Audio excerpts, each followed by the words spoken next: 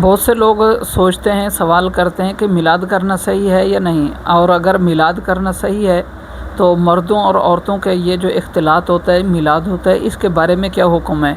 عورتیں جو نعت خوانی کرتی ہیں اور مرد لوگ سنتے ہیں، غیر محرم کے کانوں تک آواز جاتی ہے، اس کے بارے میں کیا حکم ہے؟ اس طرح کے اور بھی بہت سارے لوگوں کے دماغ میں، ذہن میں سوالات ہوتے ہیں کہ آیا میلاد جائز ہے یا نہیں، اور عورتوں کے بارے میں۔ تو اس کے بارے میں آپ واضح یہ سن لیں کہ پہلی بات تو یہ ہے کہ میلاد کرنا تو درست ہے، مگر جو عورتوں کے بارے میں ہے، عورت میلاد کرے تو اس کی آواز غیر محرم کے کانوں تک نہ جائے۔ جو عورتیں کرتی ہیں، میلاد کرتی ہیں، نعت پڑھتی ہیں، اسپیکر میں پڑھتی ہیں، یہ بالکل ان کے لیے جائز نہیں ہے۔ اور امام اہل سنت اعلیٰ حضرت رحمۃ اللہ علیہ نے اس بارے میں واضح لکھا ہے کہ جو جو عورت اونچی آواز میں نعت پڑھے کہ غیر محرم تک آواز جائے، یہ بالکل حرام ہے، حرام ہے اور حرام ہے۔ جب مسلمان عورت کو اونچی آواز سے قرآن پڑھنے کی اجازت نہیں، تو مسلمان عورت نعت پڑھتے ہوئے اتنی اونچی آواز سے کیوں نعت پڑھے کہ اس کی آواز غیر محرم تک جائے؟ چاہے وہ اپنے گھر میں ہو، چاہے اپنی گلی میں ٹینٹ لگا کر ہو، یا کسی اور جگہ پر ہو۔ بھئی مرد حضرات بھی ہیں نا نعت پڑھنے والے، تو عورتیں کیوں جاتی ہیں؟ عورتوں کو منع ہے، منع ہے، منع ہے۔ عورت کی آواز کسی غیر محرم تک نہ جائے۔ جو کرتی ہیں وہ گناہ گار ہیں۔ البتہ اب مسئلہ یہ بھی ہے نا کہ جس طرح باقی انسانوں کے ساتھ معاملہ، عورتوں کے ساتھ بھی یہ معاملہ ہے کہ عورتیں جو نعت پڑھتی ہیں اسپیکر میں، ٹینٹ لگا کر، گھروں میں اونچی آواز سے، جو بھی، وہ صرف اور صرف لالچ میں، تاکہ کچھ ان کو آمدن ہو۔ ایسا نہیں کرنا چاہیے۔ بندہ دنیا کے لالچ میں دین کی اقدار کو نہ بھولے، دین کی حدود کو پامال نہ کرے، دین کو برقرار رکھے۔ تو یہ بندے کے ایمان کا تقاضا بھی ہے، اور دین اسلام، شریعت، اس کی یہی تعلیم ہے کہ شریعت کی حدود کو پامال نہ کیا جائے، اس کی حدود کو قائم رکھا جائے، اور اس کے ساتھ جو اللہ پاک نے حکم دیا ہے اس پر عمل کیا جائے۔ بندہ حد کراس نہ کرے۔ جو کرتی ہیں وہ گناہ کرتی ہیں۔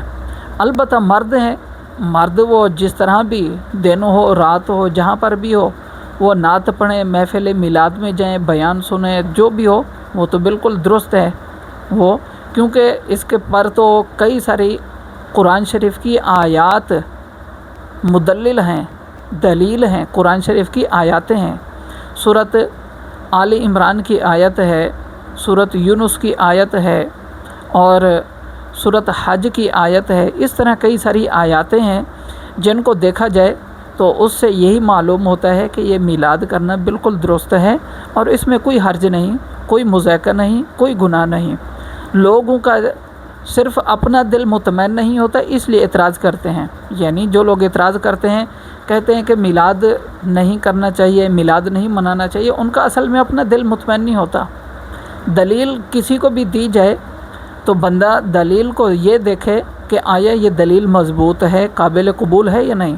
لیکن بعض لوگوں کا مسئلہ ہوتا ہے، ان کو مضبوط دلیل دی جائے پھر بھی نہیں مانتے۔ مثال کے طور پہ ابو جہل کو دیکھ لو۔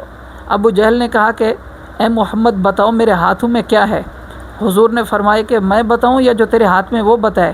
پتھر نے کلمہ پڑھا، ابو جہل نے پھر بھی ایمان نے قبول نہیں کیا، اسلام قبول نہیں کیا، حالانکہ واضح دلیل ہے اس کے پاس، پھر بھی قبول نہیں کیا۔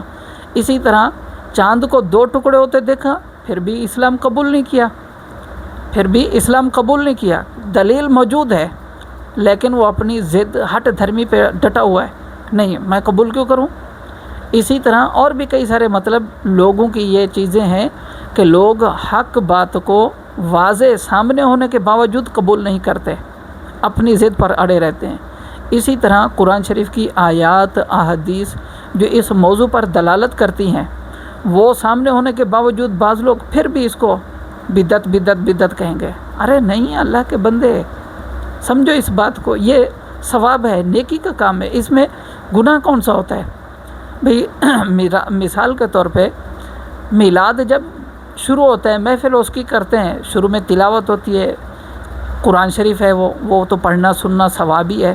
پھر اس کے بعد نعت رسول ہوتی ہے، جس میں نبی کریم صلی اللہ علیہ وسلم کی تعریف ہوتی ہے، وہ بھی بالکل جائز ثواب اور اچھائی کا کام ہے۔ پھر اس کے بعد حضور علیہ الصلاۃ والسلام کی شان بیان کی جاتی ہے، فضیلت بیان کی جاتی ہے، حضور کی پیدائش کے دن کو یاد کیا جاتا ہے، تو وہ بھی بالکل جائز ہے۔ بلکہ حدیث وہ ہے نا جس میں فرمایا گیا کہ اللہ تعالیٰ کی رحمت کے کچھ ایسے فرشتے ہوتے ہیں جو زمین پر گھومتے رہتے ہیں، سیر کرتے رہتے ہیں، وہ دیکھتے ہیں جہاں پر کچھ لوگ اللہ کا ذکر کر رہے ہوں یا نیک لوگوں کا ذکر کر رہے ہوں تو وہ فرشتے وہاں آتے ہیں اور پھر ایک دوسرے کو بلاتے ہیں، اور پھر محفل سے جب واپس جاتے ہیں ذکر کی محفل سے تو اللہ کی بارگاہ میں پہنچتے ہیں، اللہ پوچھتا ہے کہ تم کہاں سے آ رہے ہو، جبکہ اللہ پاک جانتا ہے، پھر بھی ان سے پوچھتا ہے تو بتاتے ہیں اللہ زمین پر تھے اور تیرے بندوں کے پاس تھے۔ تو یہ مطلب یہ آگے پوری حدیث ہے۔ تو اب اس حدیث سے بھی کیا ثابت ہوا، دیکھو جب نیک لوگوں کا ذکر ہو وہاں پر اللہ کی رحمت ہو، اور وہاں نیک لوگوں کے ذکر کی برکت سے اللہ تعالی لوگوں کو بخش دے، تو پھر جب نیک لوگوں کے طفیل بندوں کو بخشا جا سکتا ہے تو امام الانبیاء صلی اللہ علیہ وسلم کی محفل آپ کی شان بیان کرنے پر رحمت کیوں نہیں نازل ہوگی، تب لوگوں کی بخشش کیوں نہیں ہوگی؟ تو یوں یہ بخشش کا ذریعہ بھی ہے، میلاد منانا درست بھی ہے اور رحمت نازل ہونے کا سبب ہے۔ اس پر کئی ساری دلیلیں ہیں، ہم نے مختصر اس کو ذکر کیا۔ پہلا تو مرد عورت کا جو میلاد پڑھنا ہے اس کے بارے میں بتایا، اور پھر خود بذات میلاد وہ بھی بالکل درست ہے اور یہ ہونا چاہیے، اس میں کوئی مذائقہ نہیں۔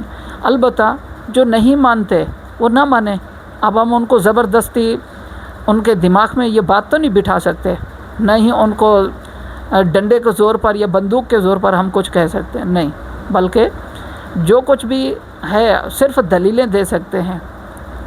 جیسے نبی کریم صلی اللہ علیہ وآلہ وسلم اسلام کے ابتدائی سال میں لوگوں کو اسلام کے حق سچ ہونے پر دلائل دیتے تھے۔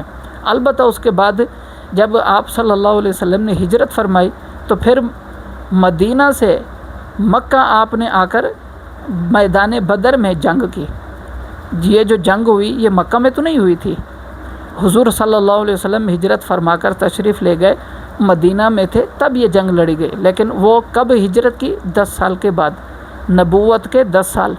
جب اب مطلب یہ ہے شروع کے 10 سالوں میں حضور علیہ السلام نے صرف لوگوں کو تبلیغ کی، اسلام کا پیغام پہنچایا، اور قرآن میں بھی یہی حکم ہے کہ ادعو الی سبیل ربک بالحکمت والموعظۃ الحسنہ، لوگوں کو اللہ کے راستے کی طرف بلاؤ حکمت کے ساتھ، اچھی نصیحت کے ساتھ اور اچھے انداز میں، بحث مباحثے کے ساتھ، لڑائی جھگڑے کے ساتھ نہیں، زور زبردستی کے ساتھ نہیں۔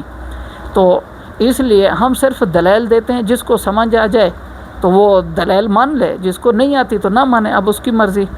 اس موضوع پر یا دوسرے کسی اور موضوع پر انشاءاللہ ہم دوبارہ مزید ویڈیو بنائیں گے، اور آپ ہمارے ساتھ جڑے رہیں، انشاءاللہ آپ کو مزید فائدہ ہوگا۔ جزاک اللہ، السلام علیکم۔